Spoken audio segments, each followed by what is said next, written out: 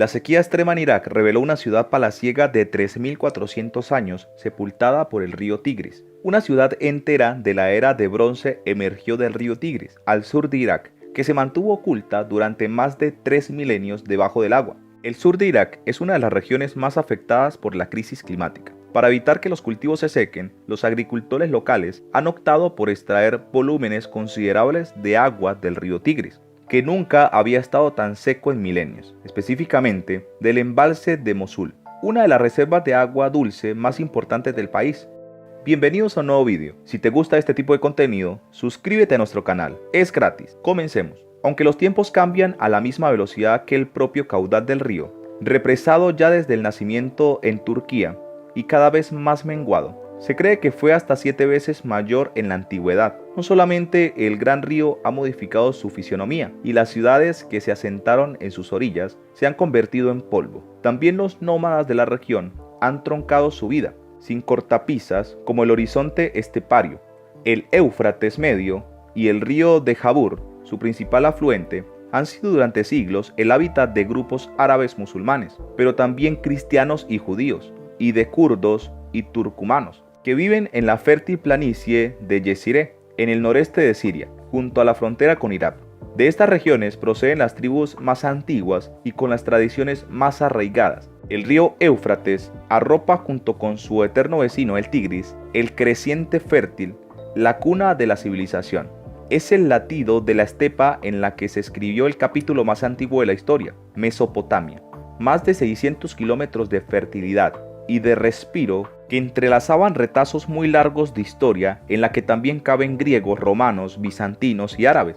Aquí vivió la mítica reina Zenobia, que luchó contra la dominación romana, y aquí se habría de crear el reino de Mari, que duró casi un milenio. Muchos siglos más tarde, Harun al-Rashid, el califa bagdadi de las 1001 noches, construyó una ciudad más propia de los sueños que de la realidad, Raqqa. Miles de años que ahora se escurren en la memoria de los pueblos como las aguas mermadas de uno de los dos míticos ríos que acuñaron a la civilización. Hoy, los grandes embalses de Turquía, con el de Ataturk a la cabeza y el de Asab al norte de Siria, abastecen de energía y agua a los habitantes del valle, pero ponen también en peligro su caudal, que disminuye a medida que el río se encima hacia su destino final, Irak. La contaminación de las aguas y los faraónicos proyectos hidráulicos de Turquía, cuyas obras ya han reducido en un 40% el caudal sirio, crean tensiones entre los tres estados, cuyo entendimiento en la materia de distribución del oro azul es más táctica que explícita. Los acuerdos existen en teoría, y no siempre consigue satisfacer a los tres. La extracción excesiva mediante bombeo y canalizaciones perjudican su caudal, y la agricultura de secano se ha sustituido en algunas zonas por el cultivo intensivo de maíz y del algodón, uno de los que más regadío requieren y de los que más contamina. Aún así, el Éufrates sigue desamparando belleza y ensoñación a quienes se disponen a recorrerlo. La gran arteria tonificada, el paisaje árido del noreste sirio, y siembra las poblaciones ribereñas de pequeñas eras plantadas de sandías y de melones, viñas y cereales. Bien regalan su abundancia a quienes aún pescan con artes tradicionales. Por la sequía intensa que está sufriendo el río Tigris, una ciudad construida hace 3.400 años, apareció al sur de Irak. Al centro de esta, los arqueólogos de la University of Tübingen encontraron un palacio antiguo perfectamente conservado, bajo el cobijo del río Tigris. A lo largo de los caudales del Tigris y el Éufrates se cimentaron las bases de las primeras civilizaciones poderosas de la humanidad. Algunas de las ciudades más activas a nivel económico, comercial y político se erigieron al margen de estas dos corrientes fluviales. Aún hoy, a pesar de la sequía, son dos de las más nutridas en Medio Oriente. Tal fue el caso de la ciudad reciente encontrada al sur de Irak, antes cubierta bajo el cobijo del río Tigris. No se tenía registro de las estructuras que antiguamente sirvieron como palacios y murales. Según los hallazgos del equipo de la University of Tübingen, en colaboración con la Organización de Arqueología de Kirguistán, los arqueólogos encontraron lo siguiente. La ciudad incluía un palacio de paredes conservadas a altura de 7 metros. En el interior había cámaras que alguna vez habían sido decoradas con murales pintados, según explican los arqueólogos en un comunicado. Los científicos a cargo del proyecto de investigación convinieron referirse al sitio como Kemune. A partir de las dataciones realizadas sobre los vestigios, explica Life Science, es posible que el asentamiento haya alcanzado su auge durante el Imperio Mitanni, reino del cercano oriente que gobernó partes de Siria y del norte de Mesopotamia, desde el siglo XV hasta el siglo XVI a.C. Otro ejemplo es la colonia de Tel Kamul, donde emergieron varios yacimientos del 3000 a.C. y 4000 a.C.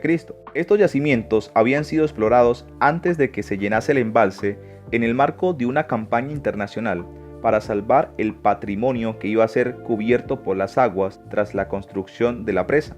Pero con el reciente retroceso del área inundada, ha surgido también el Tel Meribet, con restos de 9000 a.C., y donde se construyó la que es históricamente considerada la primera muralla siria en la zona, de unos 11.000 años de antigüedad.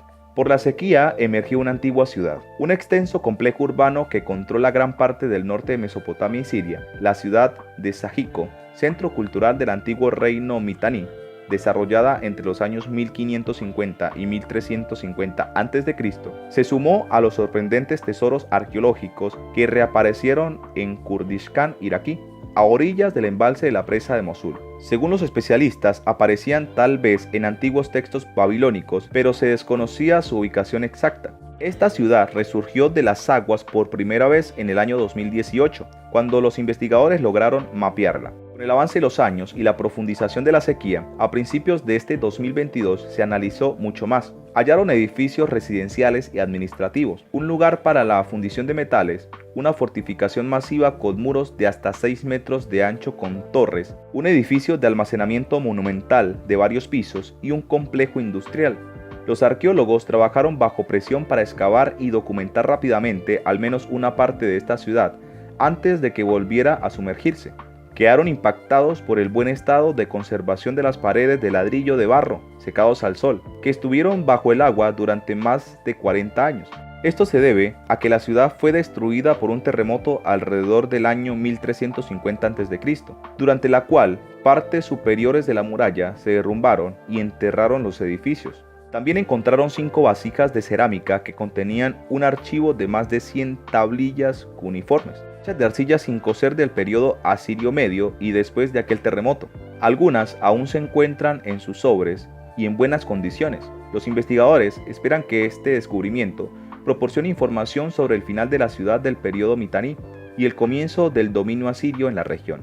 Para evitar el deterioro cuando el nivel del agua vuelva a subir, los edificios excavados se cubrieron completamente con láminas de plástico, relleno de grava como parte de un extenso proyecto de conservación financiado por la Fundación Gerda Helke. Cuéntanos su opinión en la cajita de comentarios. Si el vídeo te ha gustado, dale like, suscríbete y no te olvides darle a la campanita para que no te pierdas próximos vídeos como este. Hasta la próxima.